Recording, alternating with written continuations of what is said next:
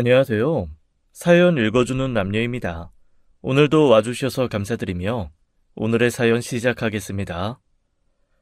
안녕하세요. 저는 갑자기 일면식도 없던 아주머니를 시어머니로 모시게 된 50대 여성입니다. 세상에 사연 없는 집 없다지만 저희 남편 같은 사연을 가진 분들이 또 있을까 싶어 사연을 보내게 되었어요. 남편은 전형적인 장남으로 책임감이 강하고 자립적인 사람으로 집안에 큰 기대를 받고 자란 사람이에요. 시아버지께서도 살아생전 남편에게 많이 의지하며 사셨고 늘 본인의 자부심이라고 하셨죠. 가끔 남편이나 시어머니가 하시는 말씀 들어보면 오래전 시할머니께서 특히 남편을 굉장히 예뻐하셨대요. 남편 아기 때는 업고 내려놓지 않을 정도로 귀하게 여겼고 남편에게 돈 쓰는 걸 아까워하지 않으셨다고요. 그래서 시어머니는 시할머니 이야기가 나올 때마다 불만이 많으셨어요. 참, 그 양반도 무심했지. 똑같은 자식 손주인데 그놈의 장남이 뭐라고? 말끝마다 현태, 현태. 현태 때문에 현준이만 할머니 사랑, 아버지 사랑 못 받고 소외받고 자랐지. 그래서인지 오히려 시어머니는 남편보다 시동생을 각별하게 챙겼습니다. 남편 말로는 어려서부터 그랬다고 하더라고요. 시어머니는 장남이라고 시할머니, 시아버지 사랑 독차지하며 살았으니 균형을 맞추기 위해서였다는데 가끔 보면 그래도 그렇지라는 생각이 절로 나더라고요. 그런데 또 자라온 환경을 거슬러 보면 남편이 장남이라고 대단한 지원을 받은 것도 시동생이 그렇게 사랑 못 받고 자란 건 아니었어요. 남편 어렸을 때는 시아버지께서 사업으로 시댁이 꽤 잘 살았는데 집에 도우미 아주머니까지 있었다더라고요. 그러다 보니 물질적으로 둘 다 부족함 없이 자랐고요. 오히려 대학 때 차 사달라고 한 시동생에게 차를 사주신 걸 보면 지원받기는 또 시동생이 더 받은 것 같아요. 그런데도 시어머니에게 시동생은 사랑 못 받고 큰 자식, 남편은 사랑만 받고 자란 자식이더라고요. 어머님도 참 너무하신다. 아버님이나 할머님한테 사랑 못 받은 대신 어머님이 듬뿍 주신 것 같은데. 아, 당신이 그걸 어떻게 알아? 그걸 왜 몰라. 동서네랑 다 같이 모이는 날이면 식탁에 올라온 음식부터가 전부 서방님 취향인데. 오늘도 봐. 서방님 좋아하는 문어 숙회랑 갱이국 해두신 거. 당신 생선 좋아하는 거 알면서 생선 요리는커녕 하다못해 생선 구이 올라오는 날은 거의 없잖아. 부를 때도 봐. 서방님 부를 때는 현준아 하고 다정하게 부르시면서 당신 부를 때는 민현태, 민현태. 옆집 아주머니도 그렇게는 안 부르시겠다. 당신 불만 많았네. 그동안 어떻게 참았어? 내가 정말 당신 어머님만 아니면 진작 한 소리 했다니까. 어머님이 또 보통 분이셔? 괜히 그런 말 했다가 자기 나쁜 엄마 만든다고 드자비 하실 거 뻔하니 그냥 있는 거지. 나도 이렇게 느끼는데 당신은 괜찮아? 괜찮아. 뭐 하루 이틀 일도 아닌데 뭐. 내가 아버지랑 할머니 사랑 듬뿍 받은 것도 사실이고 뭐 상대적으로 현준이는 엄마가 더 챙긴 건 맞지. 그러니 어머님께서 균형 하시는 거지. 그래도 할머니 사랑이랑 엄마 사랑이 같나? 어렸을 땐 좀 마음이 이상하게 허전하고 그러긴 하더라. 한 번은 할머니가 나만 몰래 모나카 같은 간식을 주시곤 했거든. 아니 나는 그게 현준이 눈치도 보이고 미안하니까 뒤에서 몰래 반 갈라다 현준이 주고 했어. 근데 알고 보니까 현준이는 엄마가 모나카를 한 상자씩 사서 몰래 주고 있는 거야. 그래서 나도 달라고 했더니 엄마가 너는 할머니한테 달라고 해 하면서 쏘아붙이는 거 있지. 그때 그냥 엄마는 당연히 현준이 챙기는 사람이구나 했던 것 같아. 너무하신다. 아무리 그래도 그렇지. 그렇게 생각하면 시어머니께 받은 사랑은 많지 않은 것 같은데 남편은 자식 도리를 다 했습니다. 시아버지께서 돌아가신 후 조에게 며느리 역할을 바라지 않고 혼자가 대신 시어머니를 챙겼죠. 그런데도 시어머니한테 자식은 시동생뿐인 것 같더라고요. 남편 챙기는 시아버지께서 돌아가셨으니 그 균형이 완전히 무너진 건데 시어머니는 계속 시동생만 챙겼죠. 남편이 이해하고 괜찮다는데 사실 제가 나설 일도 아니라 잠자코 있었는데 날이 갈수록 저한테 바라는 게 많아지시는 거예요. 동서한테는 특별히 며느리 노릇 바라는 것 같지 않은데 저한테만 그렇게 며느리 운운했거든요. 너 이번 제사 때는 몇 시에 올 거니? 새벽에 나랑 시장 좀 같이 가야겠는데. 새벽에요? 마트에 가면 되는데 굳이 왜 시장에? 시장이랑 마트가 같아? 너 지금 조상님 제사를 너 편한 대로만 지내겠다 이거야? 그게 아니라 제가 일하잖아요, 어머님. 퇴근하고 와서 집안일에 서운이 서준이 챙기고 나면 피곤해서 힘들어요. 마트 생선도 좋은데 굳이 이른 새벽에 시장까지 갈 필요성은 없다는 거죠. 그러니까 그 말이 그 말 아니야. 너 피곤하고 힘드니까 정성 들이는 일은 못하겠다는 거 아니야. 정 그러시면 동서 데리고 가세요. 동서는 집에 있는 사람인데 새벽 시장 데려가시려거든 동서랑 가시면 되잖아요. 라연이 걔는 아침잠이 많잖아. 저도 아침잠 많아요, 어머니. 어머니 이렇게 매번 며느리 차별하시는데 속상하네요. 뭐, 차별? 그렇잖아요. 그렇게 말씀하시면 동서는 아침잠 많이 자게 해주고 싶으니 안 데려가시는 거고 저는 아침에 자게 내버려두기 싫으니까 데리고 가시려는 거잖아요. 어머, 너 정말 말 이상하게 한다. 너는 맏며느리 아니야. 맏며느리가 제사에 나서 하길 바라는 마음이 어떻게 차별이 되니? 맏며느리 대접해 주시는 건 없으면서 맨날 맏며느리 타령만 하시고. 뭐? 너 지금 뭐라 그랬어? 내가 너 맏며느리 대접 안 해준 게 뭐가 있니? 그럼 뭘 해주셨는데요? 맏며느리라고 반겨주시길 하시나 제가 좋아하는 반찬 한번 올려주시길 하시나 그렇다고 용돈 한번 주신 적 없으면서. 이야, 너 음흉한 애구나. 속에 그런 마음을 품고 사는 줄은 또 몰랐네. 앞에서는 생글생글 웃으면서 네네 하더니 뒤에서는 아주 시커먼 속을 가지고 살았어. 너 그러는 거 아니다. 사람이 앞다르고 뒤다르면 안 되는 거야. 그런 식으로 말씀하지 마세요. 그동안 예의 차리며 대하다가 해도 너무 하시니까 솔직하게 드린 말씀을 어떻게 음흉하다고 표현하실 수가 있으세요? 저 그냥 이번 제사 참석 안 할래요. 어머님이 알아서 하세요. 뭐? 너 지금 제정신이니? 시어머니와 대화하다 결국 터지고 말았어요. 열받아 시어머니 말씀하시는데 전화를 끊어버렸고 옆에서 잠자코 듣고 있던 남편이 한마디 하더라고요. 잘했어. 나 잘한 거 맞지? 나는 참아도 되는 사람이지만 당신은 참을 필요 없는 사람이잖아.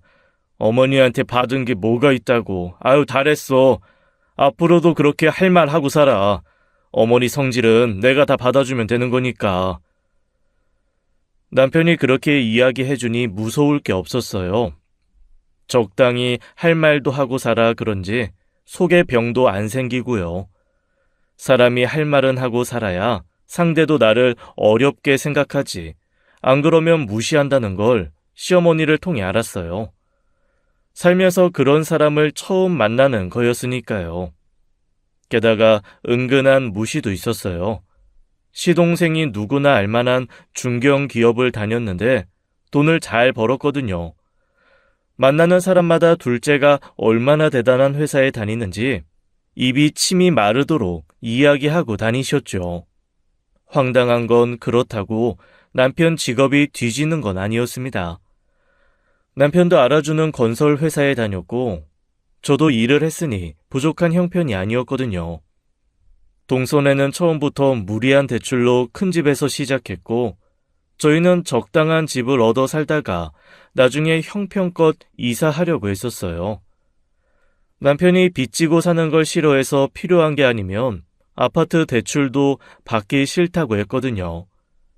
그래서 처음 집도 남편과 제가 모은 돈으로 해결했으니 능력으로 따지면 저희가 더 나았어요.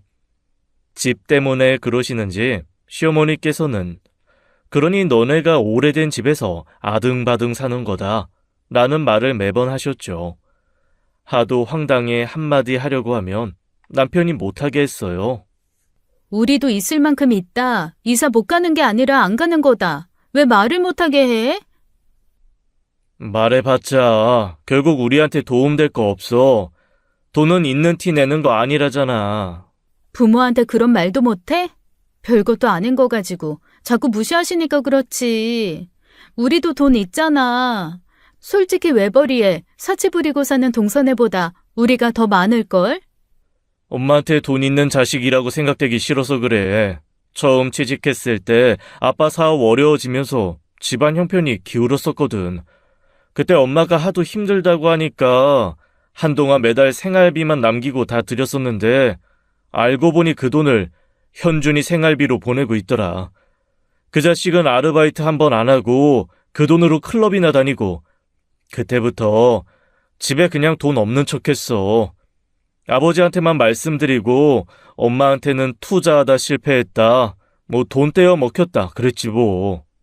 어머, 그래서 어머니가 그걸 믿으셨어? 은근히 좋아하시던데? 뭐? 어떻게 그래? 당신은 대체 왜 그걸 참고 사는 거야? 나 같으면 완전히 뒤집어 엎었어. 엄마한테 못 사는 자식으로 비웃음 좀 당한다고 내 인생 변하는 게 아니더라. 오히려 더 편해지지. 그러니까 당신도 그냥 참아. 엄마가 그렇게 말씀하신다고 우리가 진짜 못 사는 것도 아니잖아. 돈 있는 티 내봐야 돈 달라는 소리만 하쇼. 어떻게 보면 남편은 속도 좋고 현명한 것이었어요. 싸울 필요 없는 사람을 상대해 손해보는 것보다 훨씬 나은 일이었으니까요. 그래서 저희는 명절이나 어버이날처럼 꼭 챙겨야 하는 날들만 적당히 용돈만 드렸습니다. 그러던 어느 날 시어머니께서 빙판길에 넘어지면서 허리를 다쳐 입원하게 되었어요. 공교롭게도 그때 제가 친정엄마 건강 때문에 일을 그만둔 상황이었고 동서는 일을 하고 있었죠. 그러니 안 그래도 만만한 며느리한테 의지할 명분이 더 확실했던 어머니께서 연락을 하신 거예요. 일주일 입원해야 한다더라. 허리가 이 지경이니 머리도 못 감고 혼자 걷지도 못해서 죽겠어. 오늘 오후부터 네가 좀 나와서 나 좀 거들어라. 저도 친정 때문에 병원에 있는 거라서요. 시간이 될지 모르겠네요. 너는 네 친정만 부모고 나는 부모도 아니라는 거야? 같은 부모면 똑같이 봉양을 해야지. 어떻게 시집와서 딱 친정만 챙겨? 어쩔 수 없잖아요. 일단 상황 보고 내일 한번 들르던지 할게요. 정 힘드시면 동서 부르세요. 라연이 걔는 일하잖아. 일하는 애를 어떻게 불러? 저 회사 다닐 때는 연차 내고 제사도 오라고 하셔놓고는. 그리고 솔직히 동서는 자영업하는 친구 돕는 일이니 일 빼는 거 더 쉬울걸요? 그동안 그렇게 챙겨주셨는데 어머님 병수발 정도는 거뜬히 들겠죠. 너가 뭘 알긴 아니? 걔가 하는 일이 뭔지도 모르면서 쉽게 말하지 마라. 잔말 말고 오후에 와. 엄마 건강이 많이 호전되셨고 아빠도 계셔서 굳이 제가 할 필요는 없긴 했습니다. 하지만 솔직한 말로 어머님 병 간호도 하고 싶지 않았어요. 해줘서 고맙다 말 한마디라도 들을 수 있으면 모를까. 고생은 고생대로 하고 원망만 들을 게 뻔했으니까요. 게다가 동서가 하는 그 일이라는 것도 일반 회사 일은 아니었어요.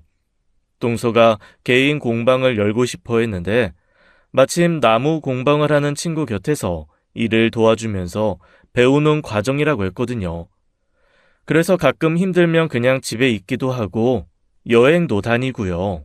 게다가 평소 대접해준 자식이 그쪽이면 병수발 정도는 그쪽한테 바래야지 싶으니 안 내켰던 거예요. 그냥 간병인 붙여. 현준이는 절대 안 할 텐데. 곧 죽어도 남의 손 타는 거 싫어하시는 분이잖아. 자식 며느리를 둘씩이나 두고 왜 자기가 남 눈치 보면서 간병받아야 하느냐고 길길이 날드시는데?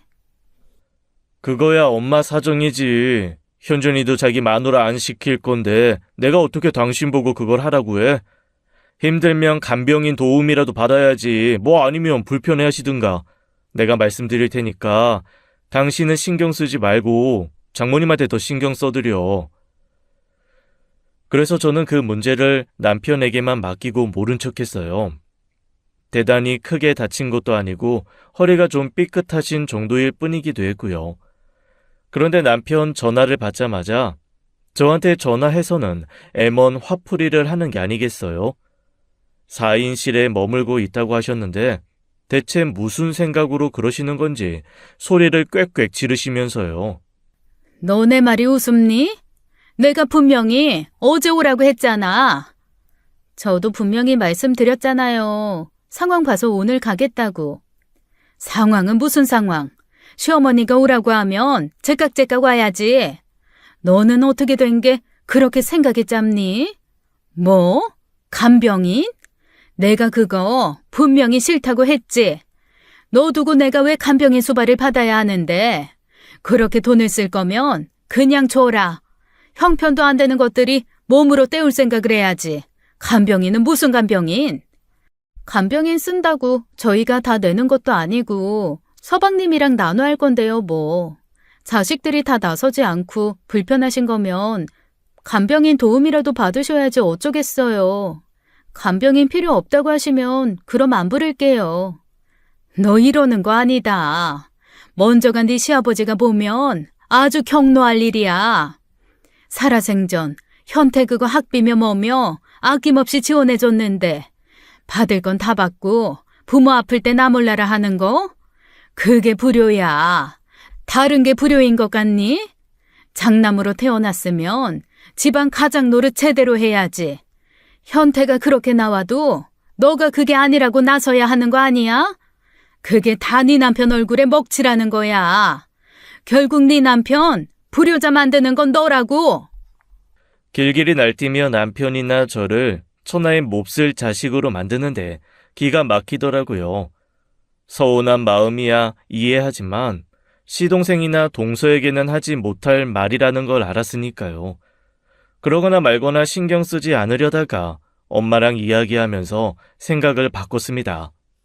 정원아, 그러지 말고 가서 사부인 도와드려. 아, 내가 왜 해드려도 좋은 소리 못 듣는단 말이야. 아는데 그래도 하는 게 나아.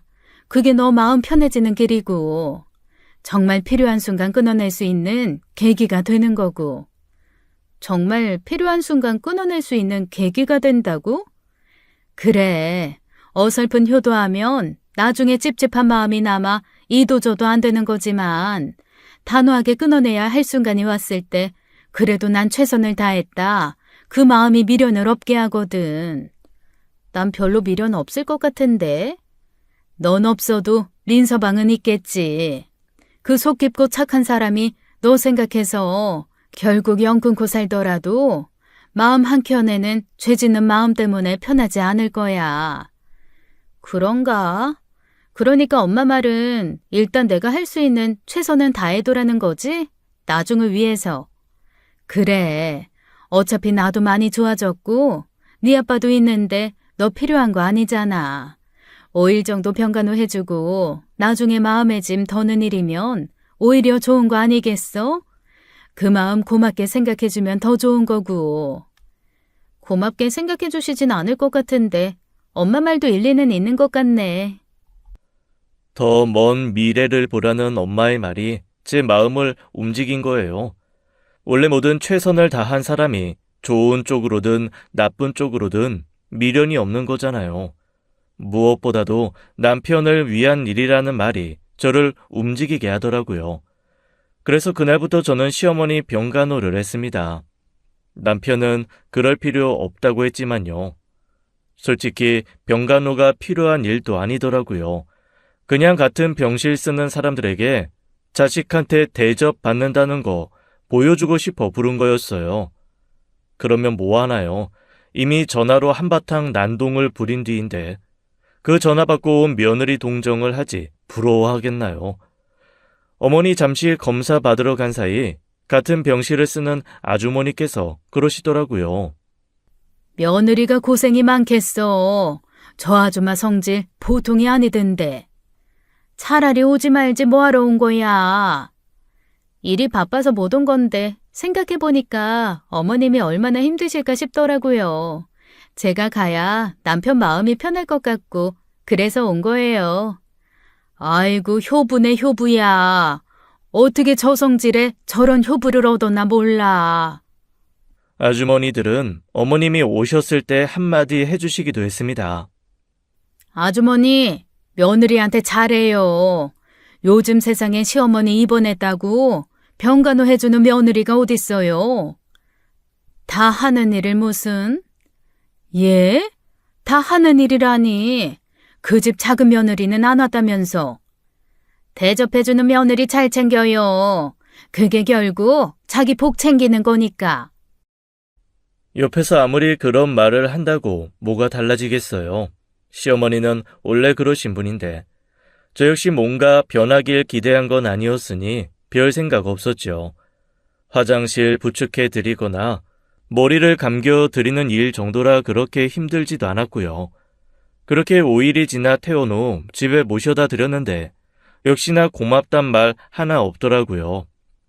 남편 올 때는 시큰둥하더니 퇴원 소식 듣고 저녁에 찾아온 시동생 부부만 반겨주면서요. 엄마, 좀 괜찮아? 아이고, 현준아. 엄마 아파. 아직도 아픈데 병원에선 퇴원하라고 난리라 어쩔 수 없이 왔어. 병원이 왜 아픈 사람을 마다해? 어이가 없네. 그래도 병원 치료를 5일이나 받았는데 아프단 말이야? 정밀 검사 해봐야 하는 거 아니야? 아유, 몰라. 나는 아무것도 모르겠어. 분명 방금까지만 해도 멀쩡했던 시어머니께서는 끙끙 앓는 소리를 하더라고요. 그러면서 시동생은 저보고 들으라는 듯 그런 이야기를 하고요. 그렇게 자기 엄마가 걱정되는 거였으면 자기가 와서 하면 되는 거잖아요. 입원했을 때 딱 한 번 병문안 와놓고 대단히 생각해주는 척하는 꼴이 우스웠죠. 동서는 괜히 불똥 튈까봐 제 눈치 보며 별말 안 하는데 시동생이 얼마나 얄미웠는지 모릅니다. 정밀 검사라도 좀 하고 나오지. 그냥 나왔어? 그렇게 걱정되시면 내일 서방님이 모시고 가셔서 하시면 되겠네요. 정밀검사, 정밀검사. 잘 아시는 분이 왜 입으로만 효도를 하시나? 뭐라고요? 형수가 엄마 병간호 하기로 하셨으면 책임을 지셔야죠. 무슨 책임이요? 뼈가 나가신 것도 아니고 허리 좀 삐끗하신 거라 병원에서도 충분히 나았다고 했어요. 방금 전까지도 멀쩡하게 화장실도 잘 다녀오신 분이 서방님 오니까 허리 짚으시고 앓는 소리 하는 거고요. 어머니, 그만하세요. 다 나은 것처럼 그러셔놓고 서방님 오시니까 아픈 척 하시는 거예요? 형수, 지금까지 엄마 그런 식으로 대했어요? 제가 뭘요? 어른이잖아요. 아무리 엄마한테 불만이 많아도 어른인데 어떻게 그런 식으로 말을 해요? 그러니까 제가 뭘 어떻게 말했길래 그러냐고요. 제가 뭘 잘못했다고 따져 묻는지 모르겠지만 어머님 아프시고 주둥이로만 책임지려고 하는 서방님보다야 제가 나은 것 같네요. 야, 너 말 그따위로 할래? 뭐 주둥이? 자꾸 잡소리 나불거리는 걸 주둥이라고 하지 뭐라고 하겠어요? 어이가 없네. 5일이나 자기 엄마 간병했으면 인사치레라도 고생했다 말부터 나오는 게 정상이지. 자기 와이프도 안 시킨 병간호 대신해줬으면 고마워하지는 못할 망정. 어머님이나 서방님이나 똑같네요. 뭐 기대도 안 했어요. 제가 대놓고 그렇게까지 말한 건 처음이라 그런지 시동생 얼굴이 시뻘개지더라고요. 뭐라고 반박은 하고 싶은데 틀린 말도 아니니 어버버하며 말도 못하는 거예요. 남은 시간은 주둥이로 실컷 효도하시라고 해두고 남편과 함께 나와버렸습니다. 여동생은 속 뒤집어지게 굳이 왜 안 해도 될 일을 자처하냐 했지만 저는 하길 잘했다고 생각했어요. 엄마 말대로 일단 하고 나니 저도 어머님께 할 만큼 했다, 그런 생각이 들었거든요. 자기 만족인 거잖아요. 저도 남편도 애초에 정도 없고 못돼 먹은 사람이면 칼같이 끊어버렸을 텐데 그렇게 모질지 못하니 몸도 마음도 피곤한 사람이었으니 그 정도 고생은 좀 필요했어요. 덕분에 그 후로 어머님한테 안부 전화 안 드리고 안 찾아간다고 애매한 죄책감 같은 거 느낄 필요도 없었고요. 그러다 그 애매한 관계마저 끊을 수 있는 절호의 찬스가 오더라고요.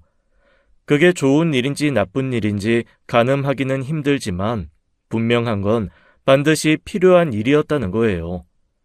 남편이 받은 정기 검진이 우리 가족 삶의 큰 전환점이 되었습니다.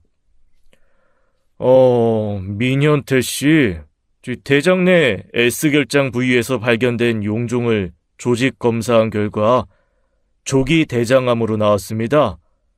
예? 대장암이요?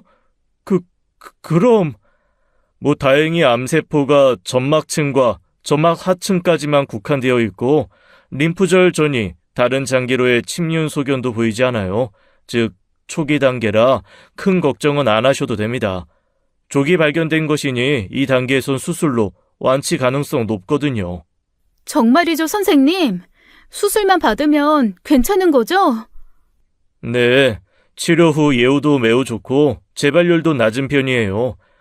항암 치료 없이 끝나는 경우도 대부분이고요. 운이 좋으신 거예요. 남편이 갑작스레 대장암 판정을 받게 된 것이죠. 병원에서는 큰 걱정하지 말고 수술 받으면 괜찮아질 거라고 했지만 암은 암이잖아요. 마음이 놓이면서도 암이라고 하니 걱정이 이만저만이 아니었습니다. 고민 끝에 그래도 아셔야 할 것 같아 그 사실을 양가 부모님께 말씀드렸는데 반응이 전혀 다르더라고요. 뭐? 그래서 민서방은 괜찮은 거야? 수술하면 낫는다니까 걱정 안 해도 된대. 요즘 기술 좋아져서 초기 정도는 오히려 불필요한 걱정이 병을 키운다고 하시면서. 그래도 암인데 어떡하니? 대장암이라 먹는 것도 신경 써야 할 텐데. 엄마가 뭐라도 해줄까? 대장암에 좋다는 음식이 뭔지 찾아봐야겠다. 아니야, 신경 쓰지 마. 그럴까봐 애들 아빠가 말씀드리지 말라고 했는데 엄마 병원 때문에 말한 거야. 나는 걱정하지 마. 내 병이랑 민서방 병이랑 같니? 같아도 평생 네 옆에 있어줄 남편 챙겨야지 부모 챙기는 거 아니야. 엄마는 오래전부터 당뇨가 있으셨거든요. 평소에 관리를 잘하셔서 괜찮은데 면역력이 떨어지면 병원에 입원해야 할 일들이 종종 생겼습니다. 그래서 제가 일을 그만두고 병간호했던 적도 있고요. 남편이 암 판정을 받았을 때에도 엄마 상황이 썩 좋은 편이 아니라 신경이 쓰였던 거예요. 남편이 수술하게 되면 간병을 해야 하니 미리 말씀드린 거고요. 감사하게도 엄마는 남편 사정을 헤아려 주시며 대장암에 관해 공부도 하셨습니다. 그런데 그 소식을 듣고 시어머니께서 하신 말씀에 저는 뜨악하고 말았어요. 뭐, 암? 보험은 들어놨어? 네? 보험이요? 아, 네. 다행히 보험은 있어요. 그냥 보험 말고 종신보험 맞아? 종신보험이요? 아니요. 그냥 병원비 지원해주는 거예요. 아유, 너희는 그렇게 생각이 없니? 종신보험을 들어야 그런 일 생길 때 보탬이 되지. 어머니, 그게 무슨 말씀이세요? 일반 보험 들어도 병원비 다 지원해줘요. 종신보험은 어차피 죽어야 받는 건데 그게 뭐가 좋아요? 뭐가 좋냐니? 병 들어 죽는 것도 억울한데 나 주고 남은 가족들 보탬이라도 되면 좋은 거지. 그런 건 진작 들어야 보험회사에서도 받아주지. 이미 초기 진단 받아서 나도 말짱 꽝이다. 어머니, 너무하시네요. 지금 애 아빠가 아프다고 하는데 고작 한다는 말이 보험 얘기예요? 왜요? 현태 씨 잘못되면 어머님 돈이라도 드리라고요? 왜 오버야? 좋은 게 좋은 거라고. 남은 자식들이 그나마 덕이라도 보면 죽어서 억울할 일 덜하다는 거지.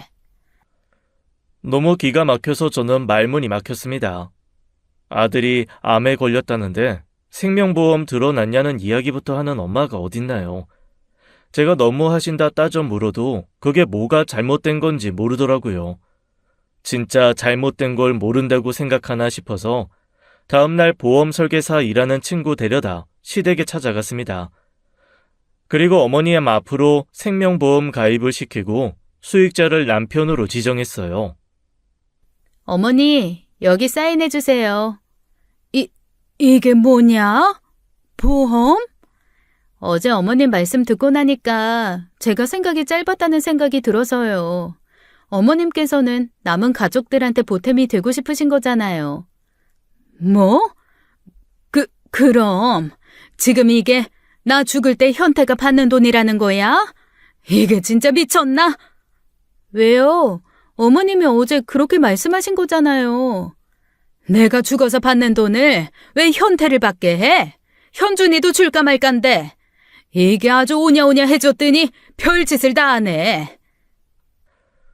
남편한테는 당연히 들어두라고 했으면서 본인 생명보험 들자고 하니 길길이 날뛰는데 정이 다 떨어졌습니다. 남편 마음 상할까봐 따로 말하진 않았는데 어머님이 나서서 말씀을 하셨더라고요. 며느리라는 애가 시어머니 앞으로 종신보험 들어놓고 죽을 때만 기다리려고 한다면서요. 그래서 남편에게 자초지종을 이야기하게 됐고 남편은 내색은 하지 않지만 실망이 커 보였습니다. 진짜 너무하셔. 가끔이 아니라 어머니 혹시 계모 아니신가 그런 생각 든다니까. 괜찮아. 뭐 엄마한테 기대한 것도 없는데 뭐.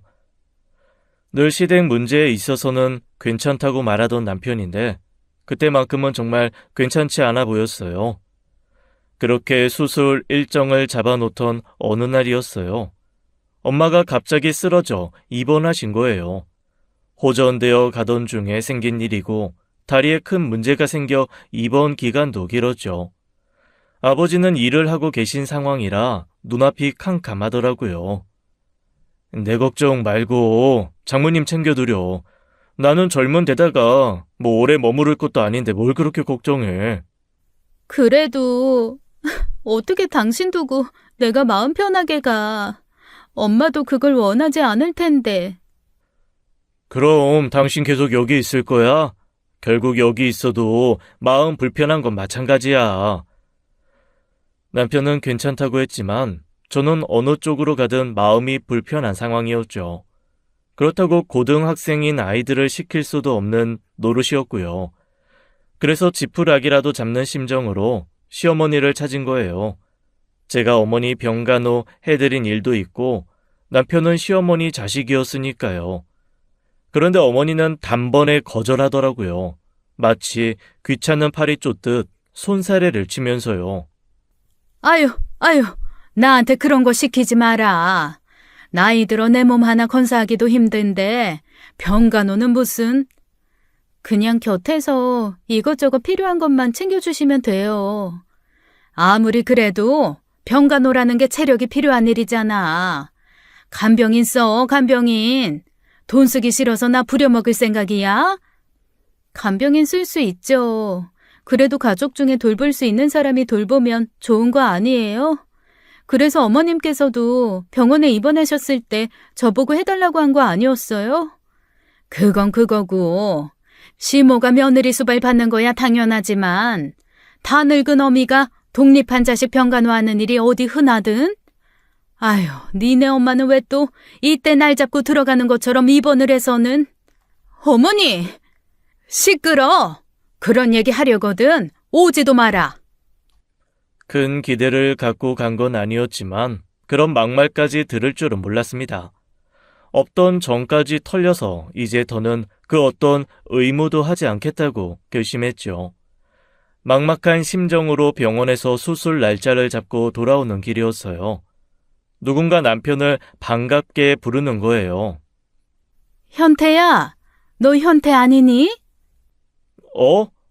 이모? 이모! 어머, 맞네, 맞네. 우리 현태 맞아. 어떻게 된 일이야? 그동안 연락도 없고. 대체 병원은 왜? 어디 안 좋으셔? 아니, 나 아는 권사님이 입원했다고 해서 병문안 온 거야. 너는 왜? 무슨 일인데 병원이야? 별일 아니야. 여기 우리 집사람. 나 결혼한 거는 알아? 어머, 안녕하세요. 아유, 알지. 너 나이가 몇인데. 몰라도 갔겠구나 하지. 아는데 못 가봤어. 안녕하세요. 근데 여보, 누구셔? 왜 어렸을 때 우리 집에서 일해 주시던 분 있다고 하셨잖아. 그분이야. 나 아기 때부터 쭉 우리 집에서 지내면서 챙겨 주셨던 분. 아, 말씀 많이 들었어요. 엄마처럼 잘 챙겨주셨다고. 아유, 엄마는 무슨, 한참 부족했지. 알고 보니 그분은 남편이 어렸을 때 시댁에서 일해 주시던 도우미 아주머니셨습니다. 남편이 종종 보고 싶다고 한 적이 있어 저도 알고 있었던 분이셨어요. 상대적으로 어머님께서 남편에게 좀 무뚝뚝한 편이다 보니 다정하게 대해주시는 아주머니께 이모라고 부르면서 의지를 많이 했다더라고요. 대학 때까지는 연락이 됐는데 무슨 일이라도 생긴 것처럼 갑자기 연락이 끊겨 오랫동안 그리워만 하던 중이었어요. 이모님은 남편에게 전해 들었던 대로 참 따뜻하고 다정한 분이시더라고요. 마침 점심때라 함께 밥을 먹고 커피 한잔 하게 됐는데 어쩌다 보니 남편 이야기도 하게 됐죠. 그런데 그분은 너무 놀라시면서 염려해 주시더라고요. 그래서 수술이 언젠데? 일주일 뒤로 잡혔어. 운 좋게 시간이 딱 나와서. 간병, 그거 내가 아마. 뭐? 아니야, 됐어. 어떻게 이모한테 간병을 해달라고 해. 왜 못해? 내가 너를 자식처럼 키웠는데. 내가 아니면 누가 안다고. 네 엄마가 할 사람도 아니고. 이모님의 말에 남편은 씁쓸하게 웃더라고요. 말하시는 걸 보니 이모님도 시어머님의 차별 대우를 잘 알고 있으신 것 같았죠. 감사하지만 그래도 너무 죄송해 한사코 마다했는데 아니면 누구 시킬 거냐고 마음 편하게 저보고 친정엄마 신경 쓰시라며 고집을 피우시더라고요. 평생 자기 위에 고집 피우는 사람만 봤지 남을 위해 그렇게 고집 피우시는 분이 처음이었죠. 결국 저희는 못 이기는 척 그분의 뜻을 따르게 되었습니다. 이모님 덕분에 남편 수술도 잘 됐고 친정엄마 치료도 잘 됐어요. 절박한 시기에 기다렸다는 듯이 만나게 된 그 오랜 인연이 얼마나 감사했는지 모릅니다. 마치 하늘에서 내려온 동화줄처럼요. 게다가 오래 그리워했던 분이라 그런지 남편이 참 좋아했고 수술 경과도 너무 좋았어요. 오죽했으면 같은 병실에 입원했던 분께서 그러시더라고요. 아니, 저 양반은 수술하러 온 건지 병원에 놀러 온 건지 모르겠더라니까. 누가 저 사람 보고 암 수술했다고 하겠냐고. 참나. 그만큼 남편은 항상 얼굴에 싱글벙글 웃음꽃이 가득했습니다.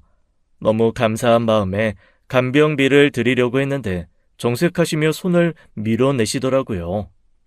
나 이런 거 바라고 한 거 아니야. 괜한 짓 하지 말고 애들한테 써. 아, 어떻게 그래요. 이렇게라도 해야 애들 아빠 마음도 편할 텐데. 그렇게 헤어져 살다 거기서 딱 마주친 게 뭐겠어? 하늘에서 우리를 만나게 한 거지. 난 그러면 됐어.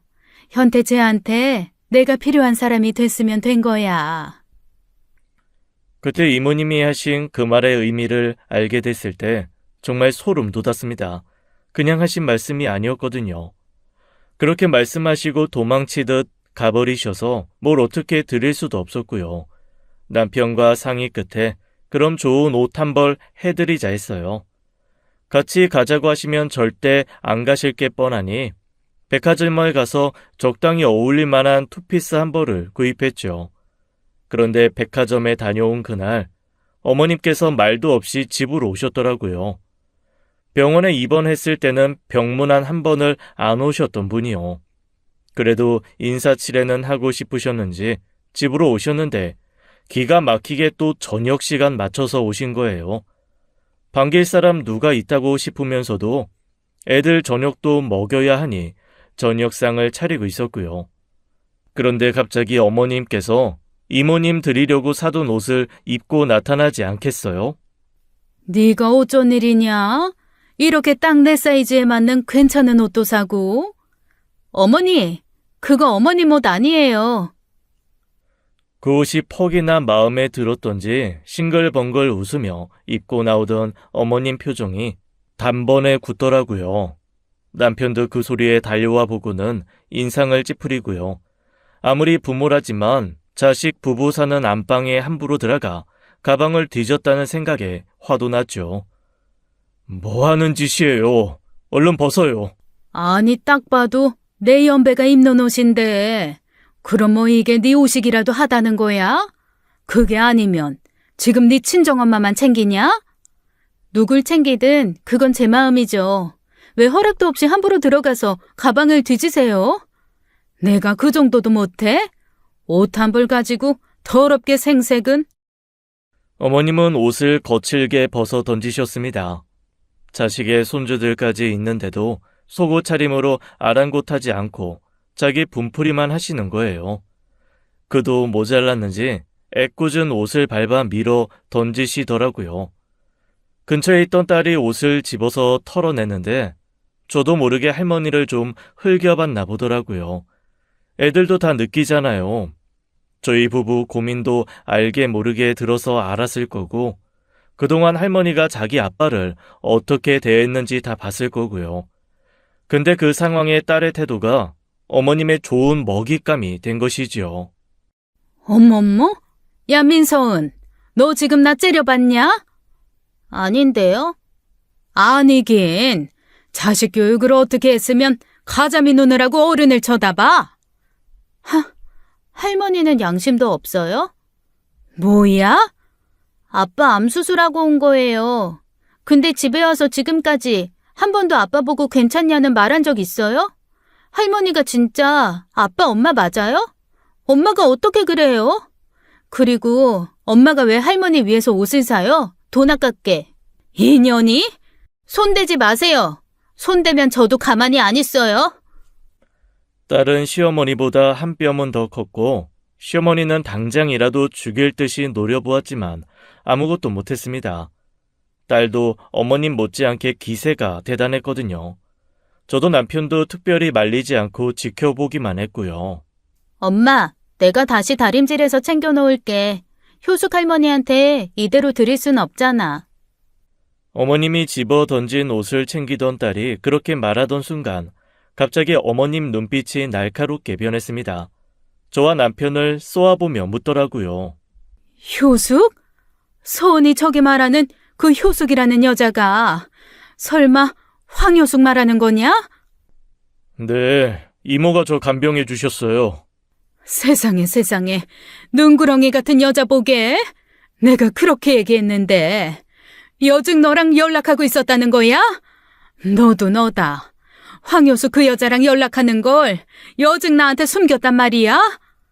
그런 거 아니에요. 병원에서 우연히 만나서 도움받은 거예요. 그게 무슨 말이에요, 엄마? 엄마가 이모한테 무슨 말 했어요? 설마 이모가 갑자기 연락 끊은 거 엄마 탓이었어요? 뭐가 내 탓이야? 그 여자 탓이지. 꼴에 핏줄은 핏줄이라고. 무슨 말이에요? 시어머니의 말에 남편이 반문했지만 어머님은 대꾸도 하지 않고 나가버리셨습니다. 이놈의 집구석 다시 한번 오나 보라면서요. 하지만 어머니께서 마지막으로 하신 그 한마디는 폭탄이 되어 남아 저희 가족을 어리둥절하게 했어요. 핏줄이라뇨. 남편은 착잡한 표정으로 안방으로 들어갔고 그날 저녁도 먹지 않았습니다. 이튿날 저희는 옷을 챙겨 이모님을 만나러 갔어요. 감사의 인사도 드리고 의문을 풀기 위해서였죠. 지난날 이야기를 전했더니 이모님은 놀라시면서도 난처하신 듯 머뭇거리시더라고요. 그런데 남편은 확신을 가지고 물었습니다. 이모, 설마 제 친어머니예요? 어? 아니, 현태야. 그게 아니야. 그럼요. 엄마가 한 말은 뭔데요? 솔직히 저 엄마한테 친자식 아닐지도 모른다는 생각은 했었어요. 그게 실은 너 낳은 엄마가 우리 언니야. 그러니까 나는 진짜 현태 네 이모가 맞아. 어머 세상에. 그게 정말이에요? 진짜 엄마가 친어머니도 아니고 저한테 친어머니가 계셨다고요? 아휴, 네 아버지한테는 평생 너한테 말하는 일 없을 거라고 했는데. 그때 이모님께서 깊은 한숨을 내쉬며 말씀해 주신 진실을 저희는 숨도 제대로 쉬지 않고 들었습니다. 남편을 낳아주신 친어머니께서는 남편이 2살 때 병으로 돌아가셨대요. 그 후 어린 남편 때문에 시아버지께서는 중매로 급한 재혼을 하셨는데 그게 지금의 어머님이셨고요. 이모님께서는 갑작스럽게 언니와의 이별 후 조카를 오랫동안 그리워하다 시아버지를 찾아 부탁하셨답니다. 모든 시키는 일은 다 할 테니 조카만 보고 살게 해달라고요. 솔직히 계모 들어왔단 소식에 구박이라도 할까 싶은 조바심도 있었대요. 다행히 아버님께서 이모님을 가사 도우미로 고용하시면서 그 집으로 출퇴근하시며 산 거였어요. 우애가 좋은 자매였고 이모님은 먼저 간 언니 대신 조카를 돌보는 게 자기가 할 수 있는 일이라고 생각했었답니다. 그래서 시어머니께 비밀로 15년 동안 그 집 가사 도우미로 살았던 거예요. 그러다 현태 너 18 됐을 때 네 엄마한테 들키고 말았어. 사실 네 엄마가 네 아버지랑 내 사이를 오랫동안 의심했거든. 가사 도우미 치고 너무 어린 거 아니냐? 왜 어린 여자를 집에 들이냐? 둘이 무슨 사이냐 의심을 어찌나 하든지. 그러다 내가 현태 네 친모 동생인 거 알고 쫓겨난 거지. 어머님 대신 잘 챙겨주신 건데 그게 뭐가 문제가 된다고 이모님을 쫓아내요? 성격이 그런 사람이라 그냥 싫은 거지.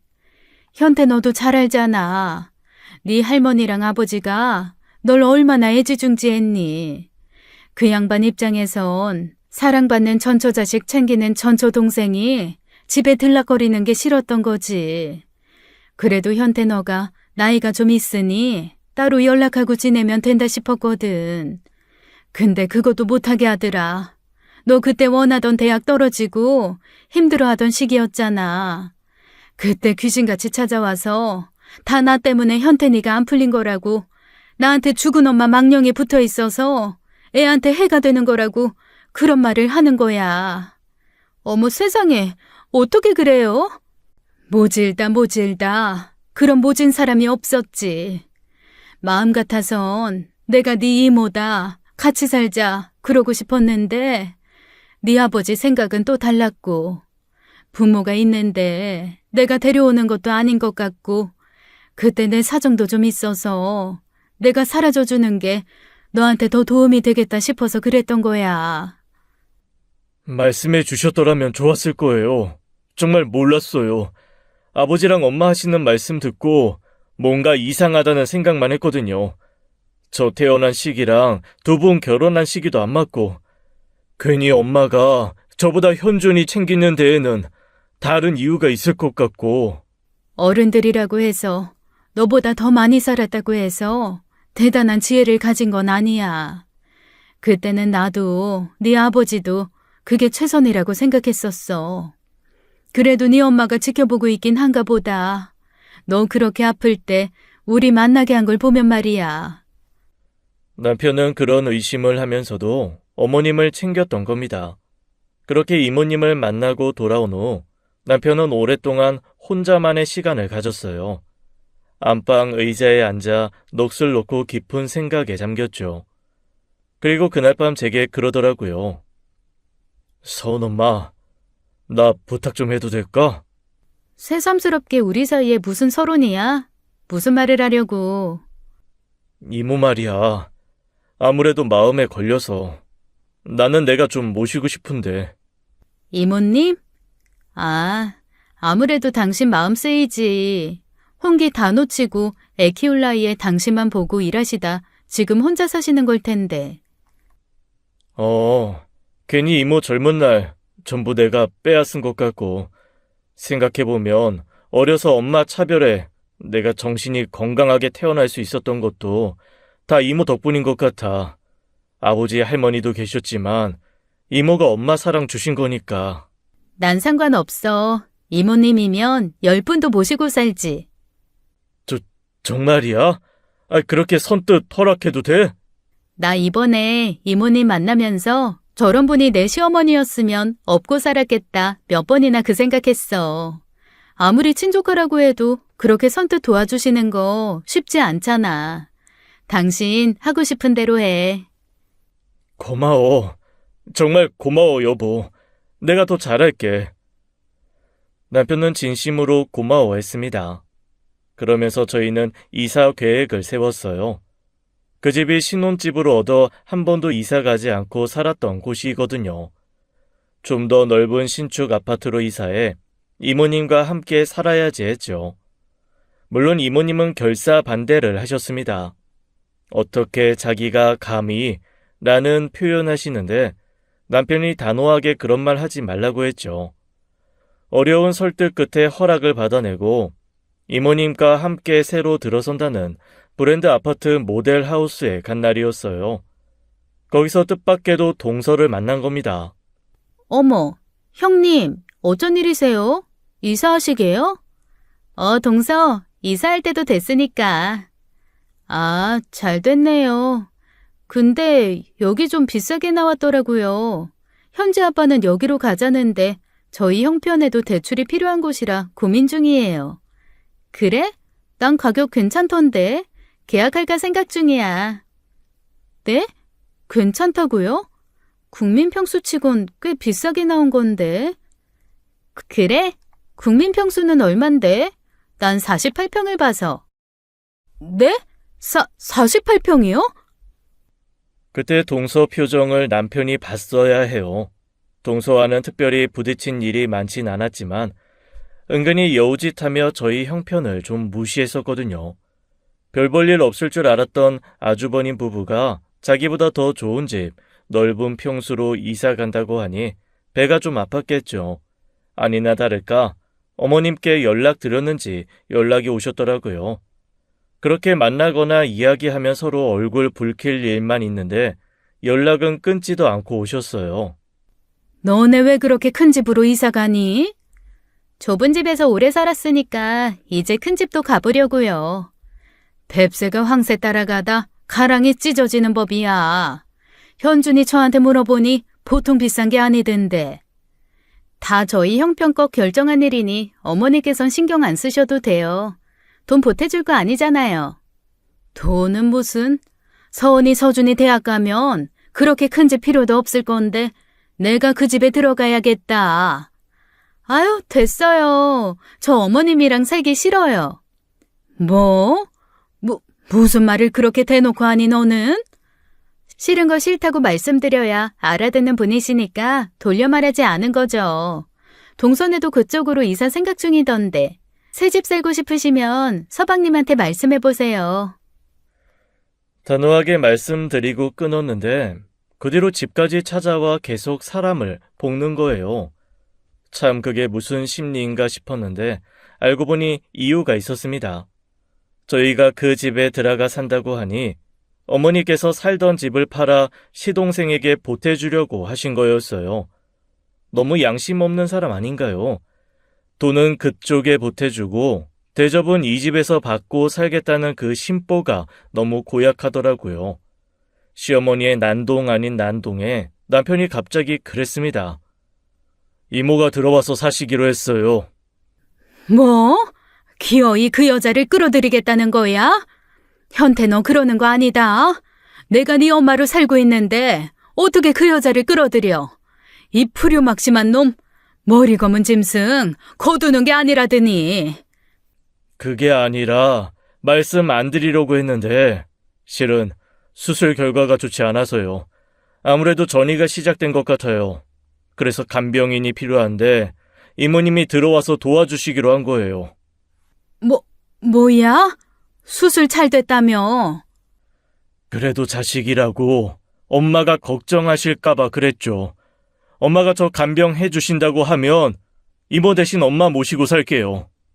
나더러 너 간병을 하라고? 눈에 띄게 시어머니의 낯빛이 변하더라고요. 남편의 거짓말을 지켜보고만 있었는데 시어머니의 변한 표정을 보니 남편이 왜 그런 거짓말을 하는지 알겠더라고요. 제가 봐도 정이 다 떨어질 것 같더라고요. 대접받을 생각은 하면서 자식한테 뭐 하나 도움될 생각은 눈꼽만큼도 하지 않은 사람이 어떻게 엄마라고 할 수 있겠어요. 시어머니는 자기가 왜 다 늙어 자식 수발을 들어야 하냐고 저한테 하라며 막무가내로 나오셨죠. 그 말에 남편이 그랬습니다.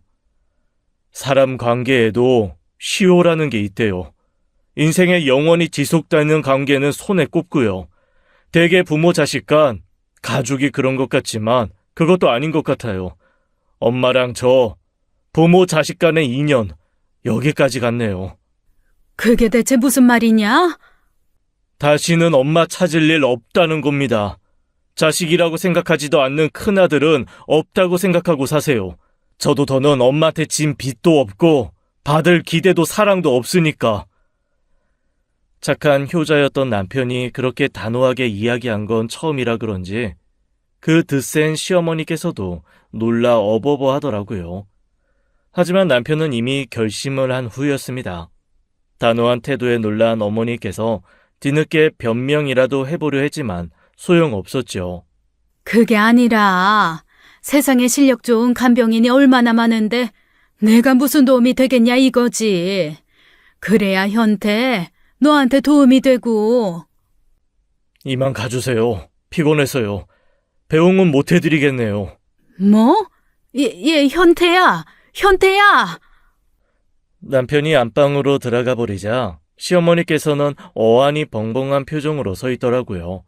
남편이 그렇게 하기로 했으면 저도 기쁘게 따라야지 어떻게 하겠어요. 그래서 잘 가시라 길을 열어드리고 쳐다보았죠. 원래 고분고분하던 사람이 한번 결단 내리면 무섭잖아요. 제가 어떻게 하겠어요. 저 사람 뜻인데. 안녕히 가세요. 저희는 지금 새 집에서 이모님과 함께 살고 있습니다. 너무 좋으신 분이라 불편한 건 하나도 없고 저희 친정과도 무척 잘 지내세요. 저 대신 당뇨로 고생하시는 저희 엄마와 함께 시간을 보내주시기도 하고 몸에 좋다는 음식을 해다 주시면서 둘도 없는 자매처럼 지내시니 얼마나 보기 좋은지요. 대학 간 애들도 할머니가 된 이모님을 찾으며 한 달에 2번은 꼭 집으로 내려오고 있어요. 남편 표정도 말도 못하게 좋아졌고 암은 완치 판정받은 지 오래죠. 웃긴 건 얼마 전 같은 아파트에서 어머님과 시동생을 봤다는 거예요. 결국 무리하게 두 집을 합쳐 아파트로 들어온 것 같은데 분위기가 심상치 않더라고요. 아, 엄마, 그러니까 라현이 눈치를 좀 봐. 며느리랑 살면서 왜 며느리 눈치를 안 봐? 현준아, 내가 너네한테 내 집 팔아서 수억해주고도 며느리 눈치를 파야 한다는 거니? 너 아무리 네 마누라가 좋다고 어떻게 엄마한테 그래? 아이씨, 그럼 어쩌라고? 내가 거기서 엄마 편을 들어? 누구 이혼 당하는 걸 보고 싶어 그래? 아, 그러게 형이랑 형수한테 좀 제대로 하지. 그렇게 대놓고 못되게 구니까 이렇게 된 거 아니야. 엄마가 형이랑 형수한테 잘했어 봐. 모두가 평화로운 결과가 나왔겠지. 내가 그럼 현태네한테 굽실거리며 눈치 보고 살아야 한다는 거 아니야? 아이씨, 됐어. 뭐 아무튼 30분만 있다가 들어와. 저 사람 잠들면 연락할게. 시동생도 후레자식이 따로 없었죠. 옷도 얇게 입고 나오셨는데 여름이어도 기온이 확 떨어질 때 있잖아요. 그때 저는 이모님 팔짱 끼고 아파트 단지 산책 중이었는데 그 모습을 보고 만 거예요. 그러다 시어머니랑 눈이 마주쳤는데 그냥 모른 척 했습니다. 사람이든 뭐든 뿌린 대로 돌아오게 되어 있는데 어머님은 씨앗을 애먼데 뿌린 거지요. 마음은 마음대로 쓰고 친자식한테 그런 대접받고 살 줄 누가 알았겠어요. 며느리 도리야 미련 없을 만큼 해서 그런 상황에 모른 척해도 남이라고 생각하니 마음이 편하더라고요. 며느리 아니고 딸처럼 대해주시는 이모님 모시며 오래오래 살아야지요. 지금까지 사연 읽어주는 남녀였습니다.